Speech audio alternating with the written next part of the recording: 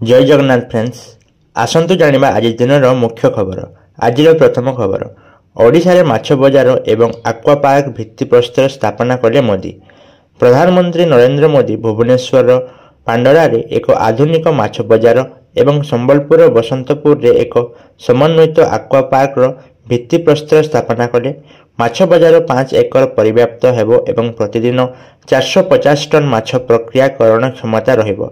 एथिरे 100टी खुचरा कियोस्क, शीतल भंडार एवं बरफ कारखाना एवं वर्ज्यवस्तु परिचालन सुविधा अंतर्भुक्त हेबो।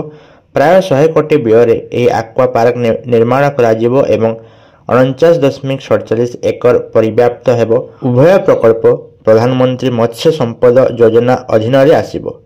चलंतु जिबा परवर्ती खबर उपरकू। चिलिका ह्रदरे देखागला विरल टर्नाडो। ओडिशार प्रसिद्ध चिलिका ह्रदरे आज एक असाधारण घटना घटिला। पानी उपरे एक इलेक्ट्रॉन परी घूर्णी बात्या स्थानीय लोकों द्वारा हटिया सुधा कह जाए देखागला। अनेक पर्यटक भयभीत होइगले, विशेषकर डंगा यात्रा करुवा लोक माने। घटनाटी केवल किछि मिनिट पर्यंत चलीथिला, किंतु अप्रत्याशित भावरे ह्रदर शांत दृश्य को एक भयंकर दृश्य रे परिणत करिथिला। चलंतु जिबा परवर्ती खबर उपरकू।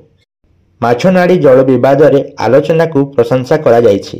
जल बंटन को नहीं ओडिशा एवं छत्तीसगढ़ मध्य विवाद दीर्घ समय धरी जारी रही। तथापि वर्तमान विवाद मामला नुहे बरं आलोचना आड़क गति करिछि। महासमुंद जल विवाद ट्रिब्यूनाल दुई राज्यर आलोचना आभिमुख्य को प्रशंसा करिछंती। परिवर्ती शुणाणी नवेम्बर 15 पाई स्थिर करा जायछि। उभय राज्य जल प्रकल्प आईबी एवं लयर सुक्तेल पाई मिलित भाव समीक्षा एवं केंद्रीय जल कमिशन ठारू अनुमोदन पाइबाकू राजी होइछंती। चलंतु जिबा परवर्ती खबर उपरकू। मुख्यमंत्री माझी स्वार्थ गोष्ठी को दायी करिछंती। ओडिशा मुख्यमंत्री मोहन माझी कहिछंती जे राज्य रे बढ़ुथबा सांप्रदायिक उत्तेजना को इंधन देउथबा उपादान गुड़िक स्वार्थ गोष्ठी जो माने राज्यर शांति एवं प्रतिछवि को बिगाड़िबाकू चाहुछंती। से अभियोग करिछंती जे एही उपादान गुड़िक जानिशुणी अशांति सृष्टि करने को चेष्टा करुछंती। मुख्यमंत्री शांति एवं आईन श्रृंखला प्रति तांको सरकारक प्रतिबद्धता को मध्य दोहराइछंती। चलंतु जिबा परवर्ती खबर उपरकू। सामुद्रिक स्थानिक योजना कार्यकारी करने को प्रस्तुत हेउछि। सामुद्रिक स्थानिक योजना कार्यकारी करिबारे ओडिशा भारतर प्रथम राज्य हेबाकू जाउछि। एही योजना नील अर्थनीति को प्रोत्साहित करिवो। राज्य सरकार एवं जातीय सामुद्रिक गवेषणा केंद्र मध्य सहयोग आशा करा जाउछि। चलंतु जिबा परवर्ती खबर उपरकू। इग्नोर नूतन आंचलिक केंद्र रायरंगपुर। ओडिशा रे शिक्षार सुविधा वृद्धि करने दिगरे एक पदक्षेप। इग्नो रायरंगपुर रे एक नूतन आंचलिक केंद्र खोलिबा घोषणा करिछि। यह पछुआ एवं आदिवासी अंचल रे शिक्षागत सुजोग प्रदान करिबारे सहायक हेबो। दूरशिक्षा कार्यक्रम एवं विभिन्न पाठ्यक्रम माध्यम स्थानीय युवक माने उपकृत हेबे। चलंतु जिबा परवर्ती खबर उपरकू। आज केते रहिछि पेट्रोल दर। भुवनेश्वर रे पेट्रोल और डीजेल नुआ दर जारी करा जायछि। रविवार रे पेट्रोल दर लिटर प्रति 101.35 टंका रहिथिबा बेले डीजेल मूल्य रहिछि 92.92 टंका।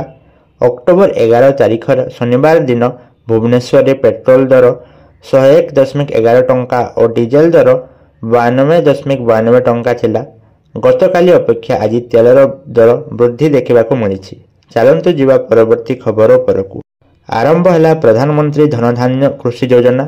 प्रधानमंत्री धनधान्य कृषि योजना और डाली जातीय फसल रे आत्मनिर्भरशील मिशन आज शुभारंभ होईछि। प्रधानमंत्री नरेंद्र मोदी द्वारा 100टी जिले में यह योजना आरंभ करा जायछि।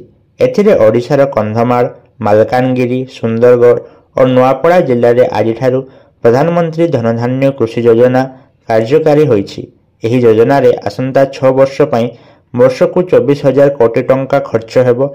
एथिरे देशर 1.7 कोटी कृषक उपकृत हेबे। तेबे यह थिला आज दिनर मुख्य खबर। एमिति प्रत्येक दिनर लेटेस्ट खबर सर्वप्रथमे जानिबा पई आम चैनल को सब्सक्राइब करंतु। धन्यवाद।